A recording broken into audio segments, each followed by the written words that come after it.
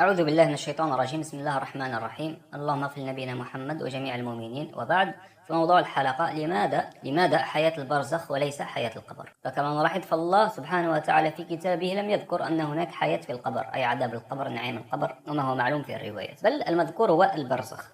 مثلا يقول سبحانه وتعالى في معنى البرزخ أولا: وهو الذي مرج البحرين هذا عذب فرات وهذا ملح نجاج وجعل بينهما برزخا وحجرا محجورا. الله سبحانه وتعالى ينبهنا هنا إلى وجود الحاجز بين المياه المالحة والمياه الحلوة، فالبرزخ هو الحاجز، وجعل بينهما برزخا وحجرا محجورا. كذلك كما هو معلوم في الآية المعروفة: حتى إذا جاء أحدهم الموت قال رب ارجعون لعلي أعمل صالحا فيما تركت كلا إنها كلمة هو قائلها ومن ورائهم برزخ إلى يوم يبعثون. إذن بين الموت والبعث البرزخ، حياة البرزخ، الحياة التي تفصل الموت عن البعث، هذه اسمها حياة البرزخ إن صح لنا أن نعطيها اسما. أما حياة القبر، عذاب القبر، نعيم القبر، فهذا غير مذكور في كتاب الله. ولكن كما نلاحظ في الروايات كما هو معلوم كما ذكرنا، نذكر رواية هنا التي تتحدث عن رحلة النفس أو الروح كما يقولون هنا بعد الموت. فمثلا مما هو موجود في الرواية الطويلة يقول الراوي: أعيدوه إلى الأرض فإني منها خلقتهم وفيها أعيدهم ومنها أخرجهم تارة أخرى، إلى أن يقول: فتعاد روحه في جسده، فتعاد روحه في جسده، ولم يقل نفسه. فكما نلاحظ فالراوي هنا لا يفرق بين النفس والروح بخلاف القرآن كما ذكرنا في الحلقة الماضية. فالله يتحدث عن النفس عندما يتحدث عن التوفي، مثلا الله يتوفى الأنفس حين موتها. كذلك: وإذ الظالمون في غمرات الموت والملائكة باسطوا أيديهم أخرجوا أنفسكم.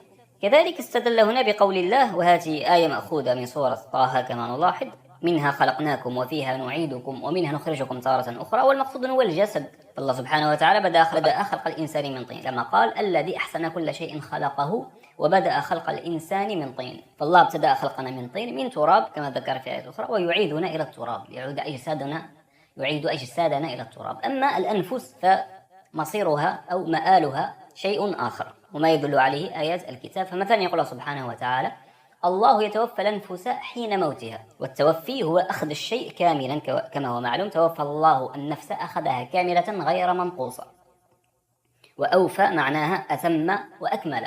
فالله سبحانه وتعالى يقول: الله يتوفى الأنفس حين موتها، أي الله يأخذ الأنفس حين موتها. فأما نفس المؤمن فتذهب إلى مكان الله أعلم به، ولكنه مكان نعيم كما دلت آيات، مثلا المقتول في سبيل الله: ولا تحسبن الذين قتلوا في سبيل الله أمواتا بل أحياء عند ربهم يرزقون فرحين بما آتاهم الله من فضله ويستبشرون بالذين لم يلحقوا بهم من خلفهم ألا خوف عليهم ولا هم يحزنون. هم يستبشرون بإخوانهم المؤمنين الذين ما زالوا أحياء، وهذا دليل على أنهم أحياءهم أيضا في مكان آخر، هل نسميه الجنة الله أعلم، المهم أنهم عند الله وينعمون عند الله سبحانه وتعالى. كذلك في حال الكفار، الآية المعروفة في آل فرعون: النار يعرضون عليها غدوا وعشيا ويوم تقوم الساعة أدخلوا آل فرعون أشد العذاب. وهناك طبعا من يقول يعرضون عليها ولا يعذبون، يرونها فقط.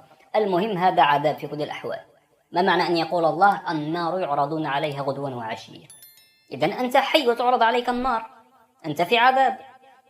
نعم، هذه حياة البرزخ. فالله سبحانه وتعالى يقول: الله يتوفى الأنفس حين موتها والتي لم تمت في منامها، أي النفس التي لا تموت يتوفاها الله متى؟ في المنام. فيمسك التي قضى عليها الموت، أي النفس المتوفاة يمسكها الله ولا يرجعها إلى الحياة الدنيا. أما التي كانت في المنام أو نائمة يقول الله سبحانه وتعالى: ويرسل الأخرى إلى أجل مسمى، أي أنت تستيقظ من النوم وتواصل حياتك إلى أن تموت. إذن فالذي يموت الله يتوفى الأنفس حين موتها، فالله يأخذها إلى مكان غيبي لا نعرفه أين هو. الظاهر أن فيه نعيم وفيه عذاب، ويمكن أن نسميه البرزخ وليس القبر. أما القبر فلا يوجد دليل أن النفس تعود إلى القبر، فالله يتوفى الأنفس يأخذها إليه ولا يعيدها إلى القبر، لا يقول أنه أعادها إلى القبر. أما الجسد فهو الذي يذهب إلى القبر، إلى التراب: منها خلقناكم وفيها نعيدكم ومنها نخرجكم تارة أخرى. نعم، هذه المعاني التي أردت أن أشارك معكم في هذه الحلقة. هذا والله أعلم. اللهم اغفر لنبينا محمد وبارك عليه جميع المؤمنين. إلى لقاء آخر إن شاء الله، والسلام عليكم.